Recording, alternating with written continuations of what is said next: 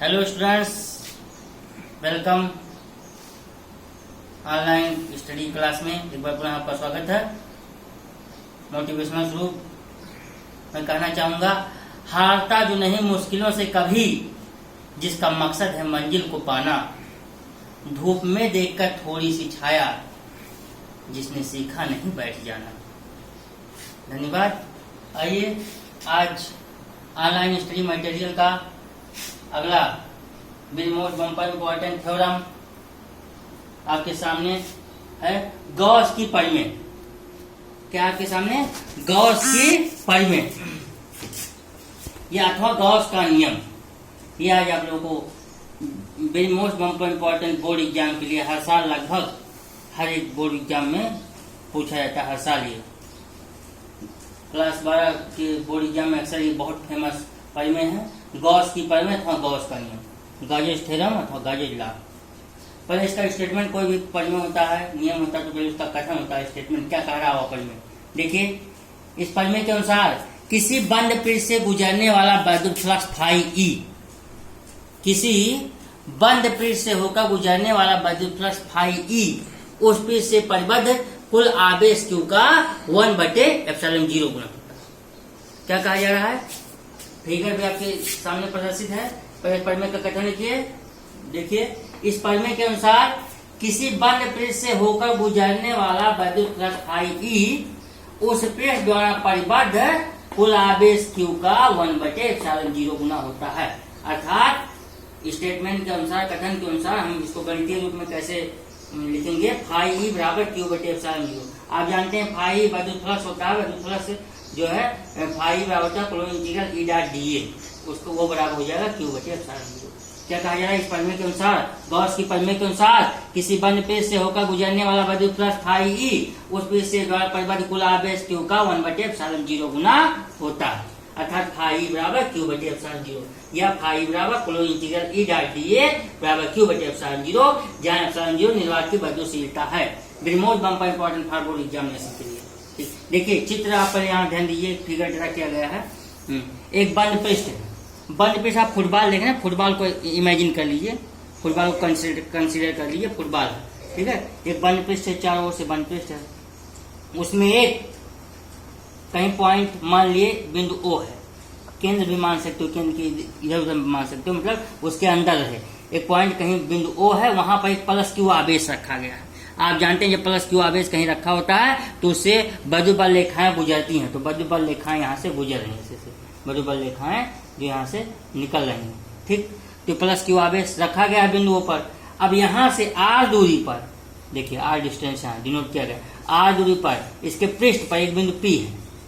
R दूरी पर एक पृष्ठ पर एक बिंदु P है। इस बिंदु पर वैद्युत क्षेत्र की तीव्रता, जो वैद्युत बल रेखाएं गुजर रही हैं, वैद्युत क्षेत्र की तीव्रता उसी दिशा में होगी। वैद्युत क्षेत्र की तीव्रता वेक्टर ई और क्षेत्रफल वेक्टर, जिस पृष्ठ का जो लंबवत क्षेत्रफल वेक्टर होता है, किसी पृष्ठ का जो क्षेत्रफल वेक्टर होता है उसके लंबवत होता है, तो क्षेत्रफल वेक्टर वेक्टर डीए के बीच का कोण क्या है? थीटा है। बीच का कोण देखिए थीटा है, लिखा गया है, ठीक है। तो प्लस Q क्या कहेंगे हम? प्लस Q आवेश इसके बंद पृष्ठ के भीतर कहीं पर स्थित है बिंदुओं पर, वहां से R दूरी पर एक बिंदु P है, जहां बिंदु P पर वैद्युत क्षेत्र की तीव्रता वेक्टर ई और क्षेत्रफल वेक्टर वेक्टर डीए के बीच का कोण थीटा है।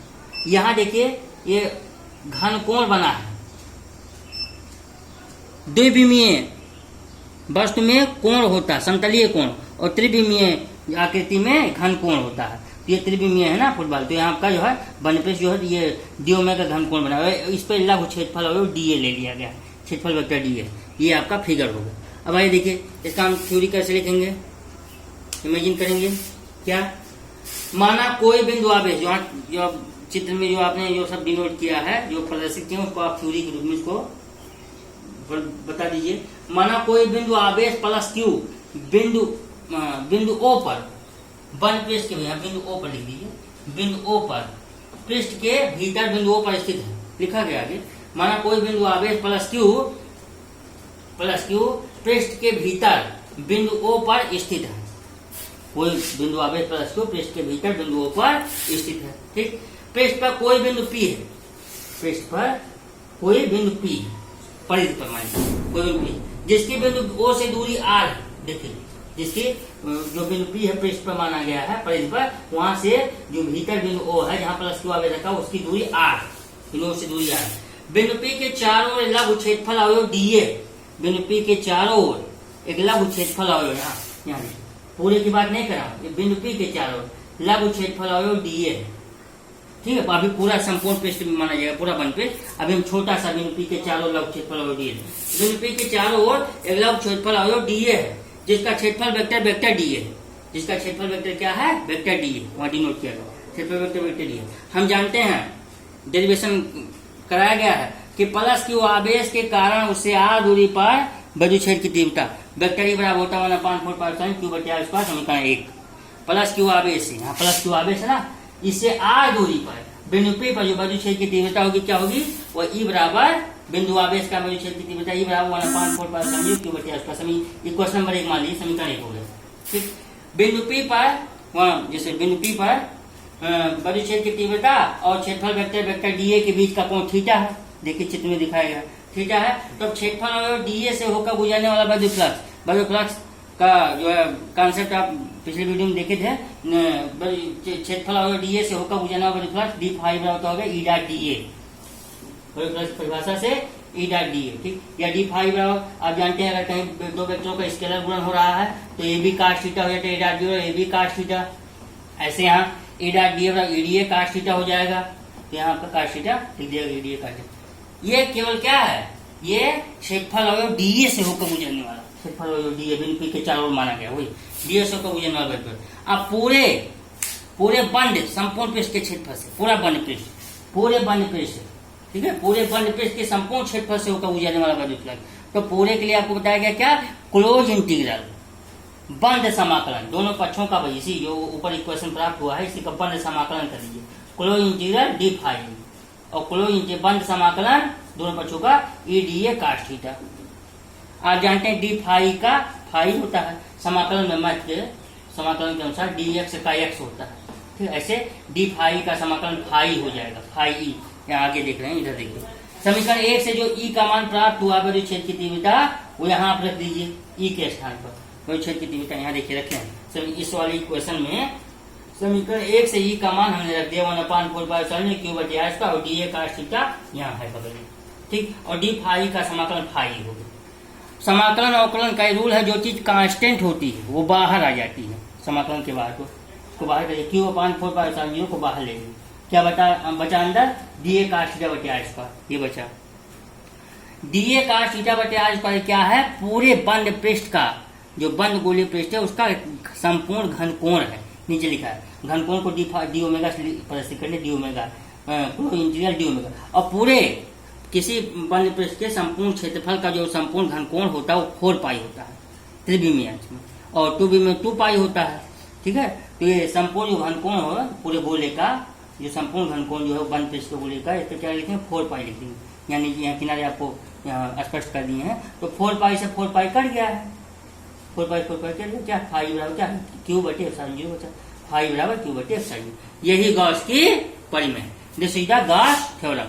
यहाँ देखिए दिखाए हैं बगल में की close integral DA cos theta बटे R स्क्वायर बराबर D ओमेगा, और D ओमेगा बराबर 4 पाई स्टेरेडियन। किसी बंद पृष्ठ का संपूर्ण घन कोण 4 पाई स्टेरेडियन होता है, 4 पाई बंद पृष्ठ गोले के केंद्र पर अंतरित संपूर्ण घन कोण 4 पाई होता है। तो ये D ओमेगा, यही आप 4 पाई लिख सकते हैं, यही आपको शार्ट एक लाइन कम करना है, एक लाइन शार्ट करना है, तो आप इसी के स्थान पे आप 4 पाई यहाँ लिख सकते हैं, 4 पाई करिएगा, यही आपका आ जाएगा, ठीक है। तो एक लाइन और थोड़ा सा बढ़ा दिए हैं कि D ओमेगा बराबर हो जाए 4 पाई, तो ये पूरे जो है संपूर्ण घन कोण, संपूर्ण गोले के केंद्र संपूर्ण घन कोण है 4 पाई कट गया, फाई बराबर Q बटे एप्सिलॉन। यही गॉस की थ्योरम, मोस्ट इम्पोर्टेंट गॉस की थ्योरम, बहुत जो आसान बोर्ड परीक्षा में पूछा जाता है, इसको आप अच्छे से रिवाइज कर लीजिएगा, बहुत अच्छे लैंग्वेज में और जो है अच्छे जो तरीके से डेरिवेशन आपको करके समझाया गया है।